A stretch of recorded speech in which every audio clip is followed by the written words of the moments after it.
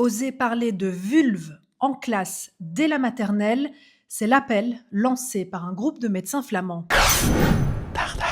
Dag, lieve vrienden, c'est un appel assez particulier qui a récemment été relayé par le quotidien de Morgen. Une vingtaine de médecins et chercheurs flamands ont demandé à la ministre de l'Enseignement, Zoualdemir, d'intégrer le nom des organes sexuels dans les objectifs d'apprentissage des élèves, et ce, dès la maternelle, et en portant une attention plus particulière sur les organes génitaux féminins. Les médecins sont partis d'un constat: quasi tous les enfants connaissent le mot pénis, un terme généralement désigné sans tabou, mais le mot vulve est, lui, loin d'être entré dans le langage courant. Selon ces médecins, il est pourtant primordial que les enfants soient capables d'utiliser les noms corrects des organes génitaux. Ce n'est pas uniquement une question linguistique ou pédagogique, c'est aussi, selon eux, une question d'impact sur la santé publique. D'après les médecins et chercheurs, c'est surtout les mots vulve, vagin ou clitoris qui restent peu enseignés en classe, alors que ce sont justement les filles qui souffrent le plus souvent